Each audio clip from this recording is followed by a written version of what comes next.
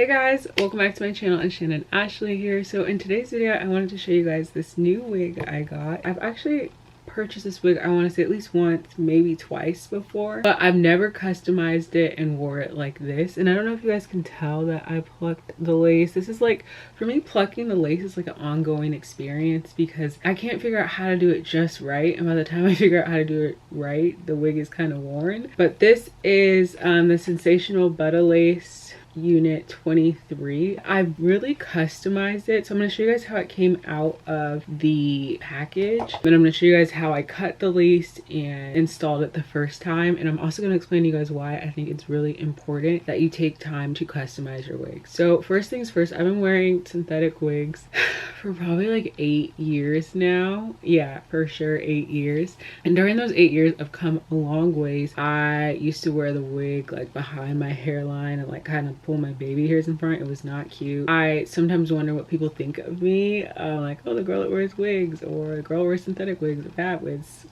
stiff wigs, whatever. I always wanted to just do synthetic wigs because it was easy for me to try a bunch of different styles for an affordable price, and also I wanted to protect my natural hair because when I was younger I had heat damage, and growing out my hair was easier by having synthetic wigs. It wasn't like a huge investment to wear, and I could learn how to wear wigs, customize the lace, all of that. Anyways, 8 years later I'm finally learning that synthetic wigs aren't really supposed to be worn straight out of the box. You're supposed to customize them, meaning cut the hairline, trim it where however you want. So yeah, I'm gonna have to switch cameras. 1 second. All right, please forgive me guys, I had to switch cameras. I hope this is okay, and I hope the hair still looks good with the camera change. So it took me about 8 years to realize that synthetic wigs are supposed to be customized. That's why they give you like the extra hair and whatnot, because they expect you to cut it, frame it to your face, all of that. As you guys can see, or I will show you guys maybe a quick clip in between of me actually wearing it the first night out. And I was styling it and supposed to show you guys how it looked before I left, but I was rushing, so I couldn't show you guys what it looked like before I left. But I think it's actually for the best because you guys can actually see how the wig looked at the end of the first night. And as you guys can see, it was just big, fluffy, like tangled, and it just, I think in the past I would have loved how it looked. I also didn't customize the hairline as well, so I wasn't in love with it after the first night, but I already knew I wasn't in love with it. The thing I do love about this wig is that it is big head friendly. I like the lace and I like that it's customizable. So what I have learned about customizing your wigs, you guys, is a few things. The first one is of course that you have to, you know, do the lace. I used to cut my lace before putting it on my head, but what I've learned with years of experience is that it's better to actually put the lace on your head and then cut it, so that way you can figure out how much lace you actually need. If you cut it without it being on your head, you might cut off too lace, and you do need some lace to adhere it. So that's what you'll see me kind of battling back and forth, and it takes time to learn how to do it the perfect way. I still didn't get it the right way, so just take your time. It might take a few wigs, and that is why I like practicing on a synthetic wig. The second thing I have learned is that you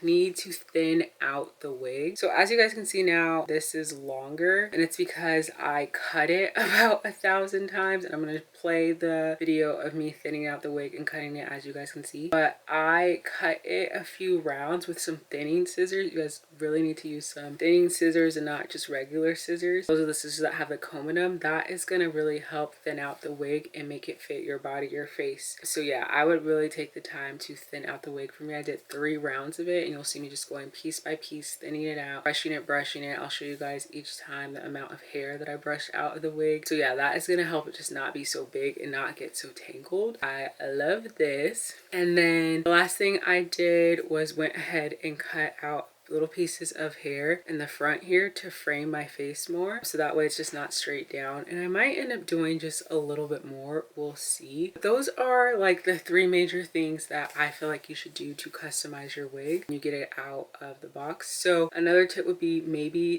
to get a wig with like a tighter curl pattern if you want a looser one, so that way when you brush it out, like, you'll still have a curl pattern and you won't have brushed it all out.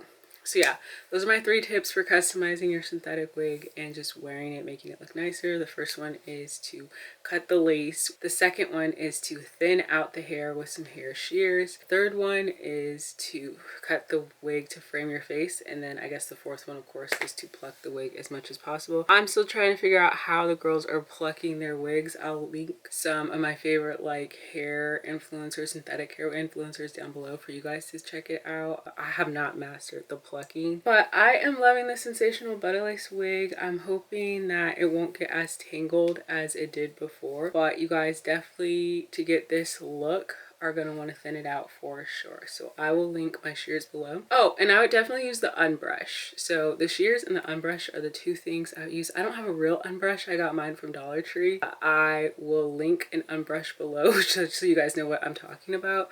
But shears and an unbrush, chef's kiss when it comes to these wigs. I keep touching my hair because I'm just in love with this, and I'm just so proud of myself for taking the time to actually thin out the hair and get it to look like I want. So if there's like a wig you guys want to try but it just seems like too much, if the pattern is loose enough, something I will say is that thinning out a wig with a tight curl pattern, you might run into some problems. So make sure the curl pattern is loose enough. But I would go for it. I would practice it and just give yourself time. I would not do this before like an event or somewhere you have to be. Like do it a few days before so you have time to like go back and forth and like keep customizing it, practice wearing it out and all that. So yeah, I hope this helps. I will link anything in that I think you guys will possibly need to help with your hair. But I think the biggest thing is like confidence and just be okay with looking crazy. You guys, I be looking crazy all the time with my wigs, and I learned to be okay with it because my hair is down my back, okay? Kidding. But I will see you guys in the next video. Bye.